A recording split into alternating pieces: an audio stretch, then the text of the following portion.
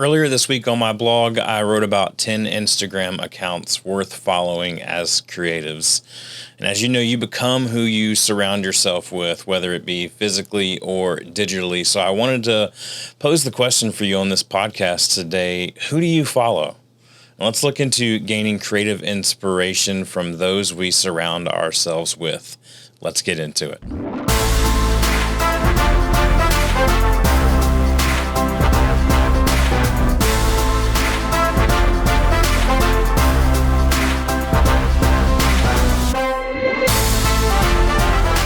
Welcome back to Creativity Made Easy. I'm your host, Dustin Peed, creative coach and consultant. Everything I do here on this podcast and in my professional work is to help creatives know themselves, their process, and their team so that they can create greater things together. If you're listening to this on an audio podcast platform, thank you so much for doing that. I would love for you to subscribe there. If there's an opportunity for you to rate or review or both, please do that as well. That really helps to get this content out further to those like you who can benefit from it. You can find me on social media at Dustin Peed. That's Pead. You can find me on Instagram, YouTube, Facebook, LinkedIn, all the places that you would normally find folks like me. You can also find me at dustinpeed.com.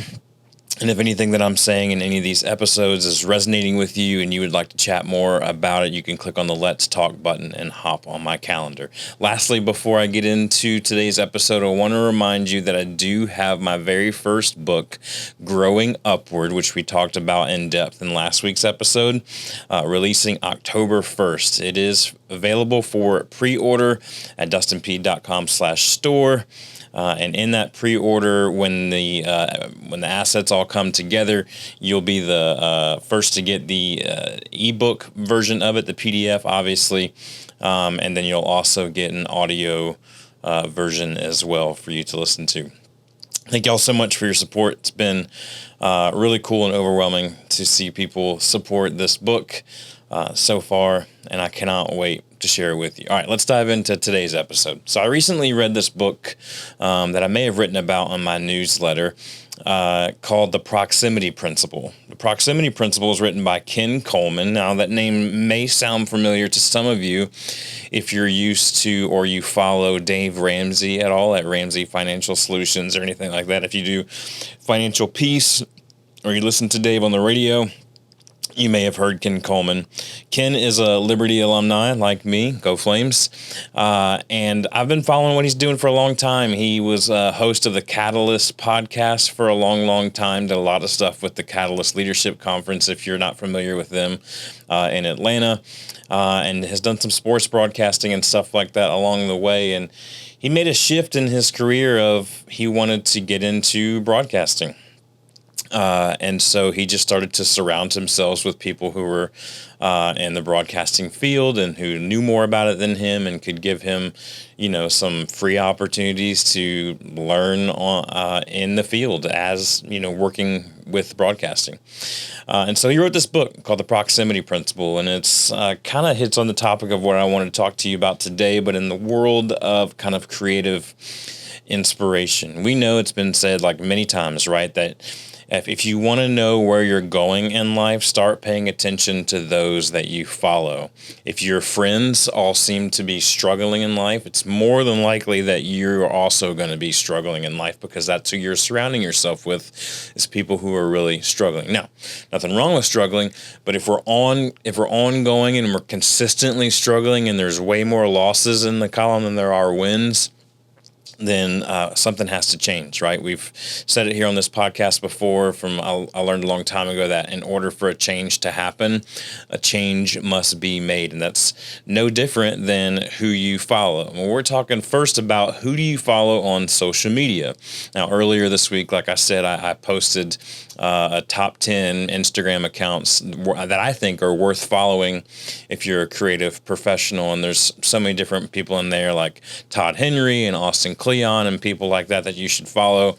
But that's who I want to surround myself with because I want to have the same level of inspiration that they do. I want to have the same level of influence that they do.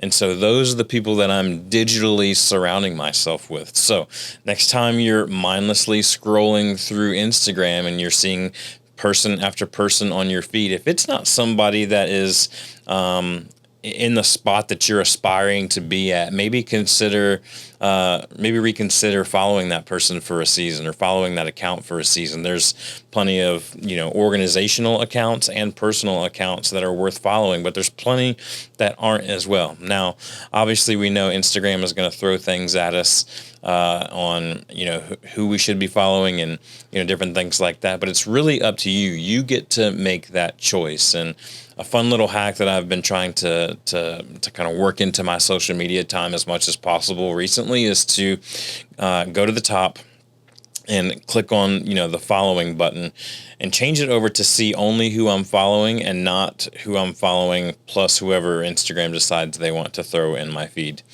Because it's obviously a lot more of a curated feed at that point. And if we're going to spend, mindless time on social media, we might as well be using it to fill our minds with the things that we're very intentional about filling our minds with. And so just go through your follow list and say, you know what, that's not the time for me right now to follow this account. And then take those off for a season and then go through and think about, who do I really aspire? What's the proximity that I need to surround myself with the type of messaging and the type of posts and the type of influence and inspiration? Those are the ones you're going to want to follow. So when you open up Instagram or whatever social media app you use, reconsider who you're following. Also want to ask you to reconsider who you're following during your research time. Now, number one, if you don't have some research time, carve some of this time out.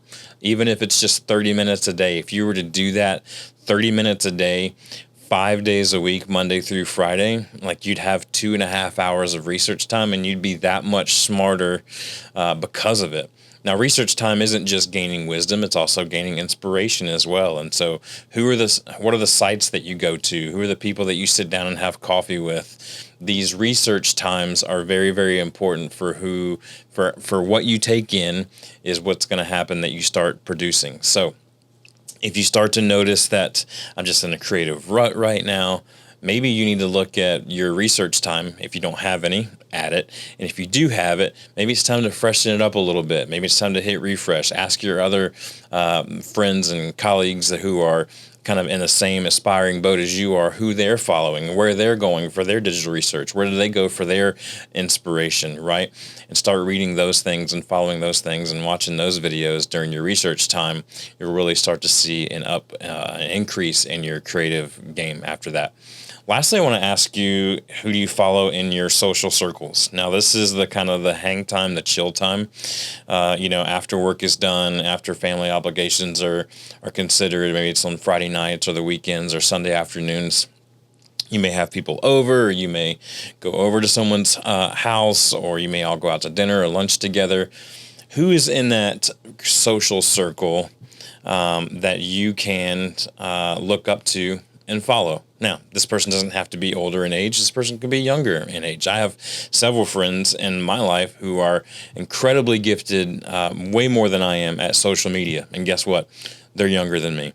And so I surround myself with them, not just because of what they can give me, but I also like to be encouraged and driven and challenged a little bit more in how I approach social media, and they help me with that.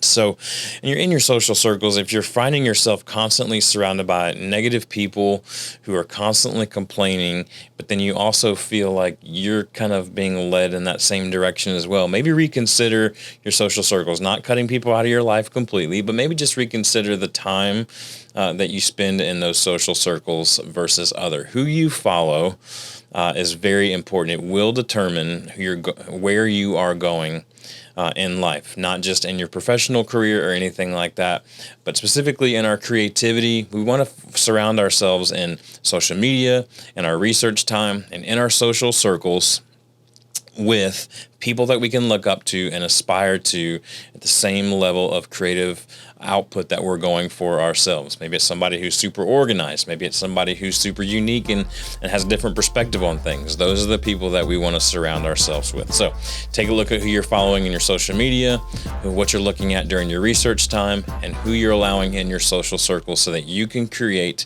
your best work ever. Thank you all so much for listening. Next time we're going to be back. We're going to be talking about this whole fractional term that you might have heard me say on some blog posts or a newsletter or different social media things. I'm really excited to kind of dive into that and help you understand a little bit more about what this whole fractional help looks like in the year 2024. Cannot wait to be with you then. I'll talk to you next time on Creativity Made Easy podcast.